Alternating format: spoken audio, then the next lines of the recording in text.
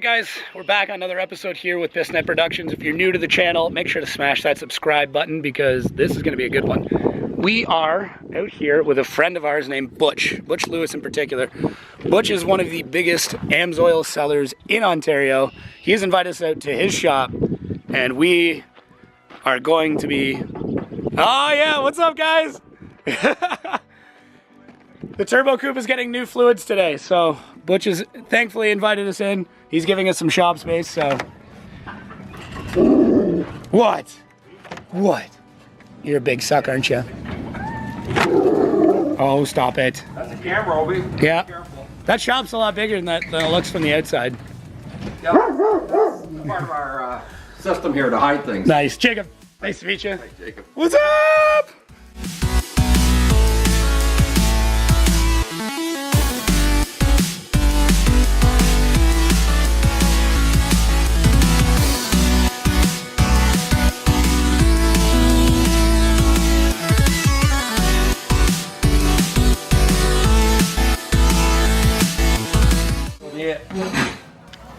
Oil requirements for this engine were a 530. We're going to try the XL. It's good for 20,000 miles. So that'll be more than enough. 1,000 kilometers. It's at least 2 trips around the track. Yeah. Yeah. One of the things you'll do when you're because of being at the track and the difference in use, you'll just monitor it for color and that, and we can actually do testing on it to see if there's any metal showing up in it and show the wear in your engine. I know a lot of tractor pull guys are using this one because they never have to take their engines down and they run the whole season on one oil. Yeah. Our ATF, the automatic transmission fluid, all of these are 100% synthetic. That's for the standard tranny. A lot of standards, late models, especially aluminum cased standards, run an automatic transmission fluid instead of a gear lube. So you got to be careful you don't automatically buy a gear lube to put in some of the standards because they make it hard to shift. They need that detergent. They need the viscosity. Yeah, and it's a very thin oil, but it goes through everything. If you get in the smallest needle bearing, your petroleum products won't go into the smaller bearing sizes. And for the rear diff, we're going to run the severe gear, which is our top of the line. Unless you break something or have a leak, there's probably no reason you'll ever go back in there again. Yeah. I've gone 4 times recommended and still the oil's clean and still full. Just gotta watch for leaks. Well, and we're running a welded diff in this too, so we've only got half the moving parts, so we're more concerned just about the input of it. But that being said, the rear diff in this is going to see a lot more shock load than what a normal car would with kicking the clutch in and out at a pretty frequent basis. So, so we're going to lift this up and start draining some fluids. Any turbo vehicle should run a synthetic. If you're running petroleum oil on an engine that's turboed or supercharged, you're just going to lose parts. You're going to lose your turbo. It'll eat itself. Yeah, well, it's, you get the foaming breakdown, especially this being a journal bearing. The oil is the cooling system as well as the lubricating system, which we've actually downgraded in theory because the original turbo that was on this, if you guys watched the last episode, was a ball bearing T3, and we've gone to the GM-3, which is a journal bearing. But the benefit, obviously, of this one is they are much less expensive and they are going to make significantly more boost. So yeah, the oil is just that much more important. That way we don't wear the journal bearing out, we don't increase shaft play, and we don't cause frothing or breakdown or anything else. So I'm pretty stoked. Because of problems in the last few years in turbocharged small engines, like in your Malibus and some of your small Chevy Cruze, stuff like that. 1.4s and 1.8 engines that are boosted right from idle up to give them the power they need for the car. That's why there's a big issue with the government's even stepping in on regulations for oil that anybody with a turbo on a small engine from the manufacturer has to run a synthetic because of LSPI, low speed pre-ignition, which is taking the rings and the top of the pistons out because of boost at an idle. Right. And it's an issue with all new cars, and as a matter of fact, right now, the government was implementing the new rules for January 1st of 2018 that everybody was only allowed to have 5 actions per 100. It's 5 pings. Yeah. It's the pings that are taking things apart. The problem is Amsoil is the only company that passed the test, so the changeover has been put off till 2019. Give everybody a year. Ford and the other oil and all the big oil companies can get the car manufacturers have to work on their computers. The oil companies have to work on the pre-ignition problem with what it is the oil molecules are so small they slip by, but they're hot and they ignite the fuel, causing a ping, and it's breaking things. Ping being pre-det. Yes. Yeah. For anybody who doesn't know the terminology, but it almost sounds like you've got gravel in your engine. It's a terrible. And it eats things just like gravel. Yeah. You can take out valves. You can, especially the edges of valves, they tend to wear down with pinging. You get the rings die out. You see chips taken out of the top of pistons. You lose compression, and then you need a new engine. This is engine number 2 for us, and that's more because I overheated it and melted cylinder 4. Yes, and we'll be showing you the coolant. Our coolant is biodegradable, which is handy, so it's not going to kill your pets. It's good for the track too. And yeah, it's good for the track. Plus, because of the way it's designed, it warms up the engine faster, but keeps it cooler because it dissipates heat better. Yeah, and especially with drifting, because you're not getting the full flow across the rad because we're going sideways, hopefully for the majority of the time. That's definitely going to help. So we've already got a couple of cooling upgrades, obviously the much bigger core with the Mishimoto rad and the intercooler, but every little bit helps. This thing doesn't tend to overheat. The only time I've ever seen it overheat with the new system is actually after a hot lap, sitting, getting ready for the next one. Just that, you know, I mean, we've got the hot coolant kind of running through the system, and then it's just that in-between time before the fans really kick in. So if we, just airflow. But we were planning on kind of chopping a bigger mouth out of this thing eventually anyways. We're even chopping the bird logo out and then making that into a cooling duct. But either way, every little bit helps, and heat is the biggest killer, especially of drift cars. So, all right, well, let's get some fluids out of this thing. I wonder how bad they are. They're probably really bad. What do you need? Is it snowy dirty or like just dirty?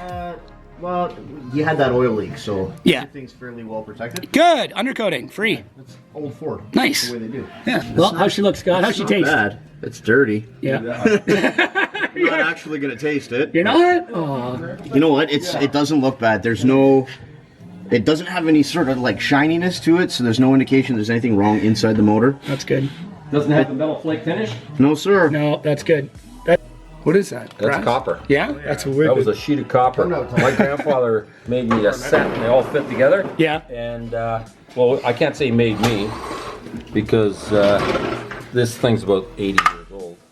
But they were all made of solid copper when copper was cheap. That looks like the top of the still I'm gonna build.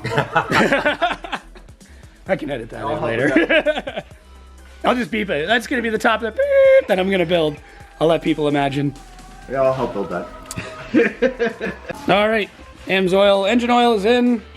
We're gonna check it in a little bit. We'll have to run it just so that way we can fill oil cooler, because obviously when we installed this, the fill and the drain are facing down, so it will read on the dipstick over. We're just looking at doing all the tranny fluid now. That one I have a strange feeling is gonna show some metal because I'm not known for shifting gears very well. 6 or 7? Yeah. Okay. So we're gonna have to take the shift boot off. It's just the easiest way to fill this transmission. I've already got the center console off, so mine as well. Okay, so Scott got the shift boot off, and now literally all of the fluid gets to go through that little tiny fucker. Sucker. Yeah, sucker. I gotta work on this swearing thing. So we can fill that up, and then the tranny's good to go. So not too bad, but there might. So there's a little bit of flaking in there, but not that much. She's a little shimmery, but that also could be whatever was left in this pan. All right, cooling time. I guess I should probably do some work for once. I had one job. One job. This is very reminiscent of Randy's shop. One thing always to keep in mind, if you have issues with your coolant and you're not sure how it's working because of aluminum rad, cast iron blocks and everything, take your voltage tester, hook your ground to your battery, stick your power tip into the center of your coolant. If you read 1.5 volts, your coolant no longer working. No way. It has picked up voltage by the acid and all the different metals and has turned itself into a battery. Do you know that? I knew about it getting acidic.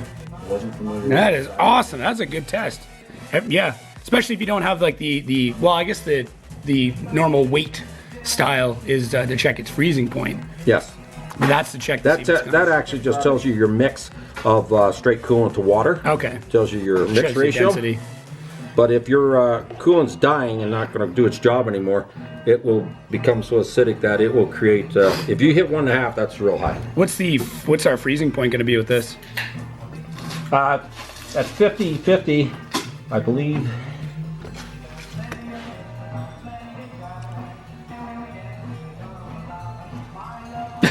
Glasses on. Yep.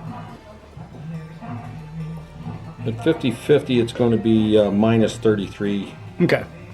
Celsius. As long as we're minus 10, we should be all right. Yeah. Because this is gonna sit for a little bit. You said your whole system's 14? I believe so. I'll have to double check that again. Because the coolant boost, Dominator coolant boost, heat transfers for increased horsepower and reliability, lowers engine temps up to another 25 degrees. Wow. This has to be, like, guys will buy that and they go, oh yeah, that's good, and put it in. But you got to read the instructions on any of this stuff, because it only takes, with a coolant mix, it only takes 1 ounce per quart. Whereas if you're running straight water, you'd run 2 ounces of this per quart. Okay. You don't nearly need that whole bottle. No, this bottle quite often will do 2 cars. Wow. So So what do we? you fit this in past, you'll feel the shaft in there, but if you wiggle it down, it'll go down and get to the bottom. Yep. And then you just Pump her out. suck it out. Actually, you just create a vacuum in here and it draws it all in. Oh, cool. So that'll be way easier. And then I have a pump that fits in the bottle, so you just hand pump it back. That's nice. Because last time I think I had a giant hose and I hooked the air compressor up to it and put it in the bottom. You drill a tiny hole in the bottom of the bottle, put the air compressor line in, and you just fire it through that way. I have some new jugs that some company give me for injecting the lubricant, but I haven't tried them yet. So, one downside. Where'd that all come from? That. Is that anti-seize? Nope. That's your gear, dude. Wow. So, well, the diff, real shiny. Yeah, that's What diff is this? 8.8. I got a 4-stud Mustang rear end out there, Posy, but That is oh so shiny. yeah, it is. Hey Scott, where's the outside? He's smoking. There's legit hunks of steel in there. Yep. Cool. Let's drop the fluid out and see what happens. I hope we can draw this out. I was just gonna say, is it gonna plug up? Or would we get more out using a magnet? Yeah. Bum. Well, let's see what happens.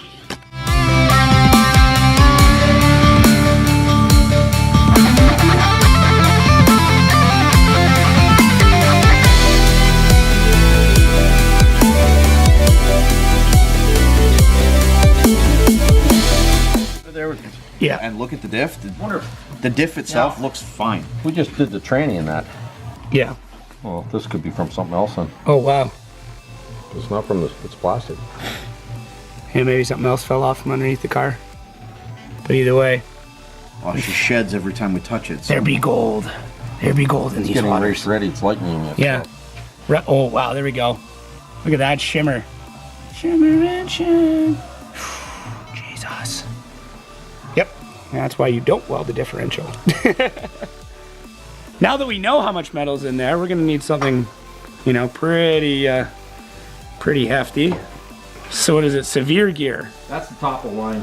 Well, our rear diff is in severe need of more oil, so that was a terrible pun. All right, well, and then what's the plan? We screw that bad boy in? Top. Yep. And then we pump it, and then I don't have to worry Put about. that in there and you just pump it in.